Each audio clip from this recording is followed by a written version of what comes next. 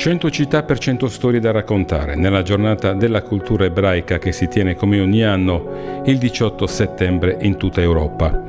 Anche la Sardegna celebra il particolare appuntamento storico-culturale con una serie di eventi di alto profilo, nello specifico a Cagliari dove visse una comunità ebraica fino al 1492.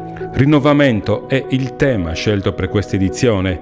L'intuizione è organizzata come sempre dall'associazione Kenabura, che da oltre 10 anni opera per creare sempre più interesse verso il nostro piccolo mondo ebraico e anche per far conoscere gli aspetti storici indelebili che il popolo ebraico ha lasciato nella storia della città di Cagliari e dell'isola intera. Diciamo che le testimonianze materiali della cultura ebraica in Sardegna sono pochissime oggi, perché a partire dal 1492, con il decreto di Granada emanato dai re cattolici Ferdinando e Isabella, la Sardegna è entrata insieme all'Europa e ai territori della Spagna all'interno di un processo graduale di eliminazione o assimilazione degli ebrei all'interno della compagine cristiana. Tra gli incontri previsti, il primo si terrà domenica 18 a partire dalle ore 17:30 per un tour guidato nel quartiere storico di Castello,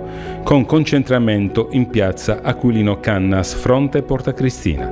L'ipotetico viaggio toccherà i luoghi della memoria dove il folto gruppo si integrò con i cagliaritani.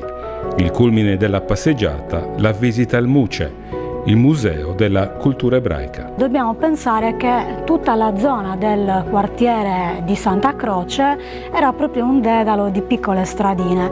Piano piano, con il passaggio dalla dominazione pisana a quella catalano-aragonese, insieme a i soldati e l'aristocrazia mercantile di Barcellona, di Valencia e delle grandi città catalane, arrivano anche gli ebrei, mossi ovviamente, come nel precedente caso dell'arrivo insieme ai pisani, mossi da interessi di tipo commerciale. Martedì 20 settembre invece si parlerà dei legami tra il popolo degli Chardin e gli altri popoli del Mediterraneo, compreso quello ebreo. Ci troviamo in Via Stretta, una delle vie oggi più caratteristiche e più carine del quartiere di Castello. Via Stretta era anche questa una tra le strade principali della Giuderia per tutto il 1300 e il 1400. Domenica 25 altro tour alle ore 10, mentre alle ore 17 verrà presentato sempre nel quartier generale di Kenabura il libro di Elio Moncelsi, Storia degli ebrei in Sardegna. Grazie a questa lodevole iniziativa che accende i riflettori sui nostri illustri concittadini, perché noi sardi abbiamo tutti una goccia di sangue ebreo.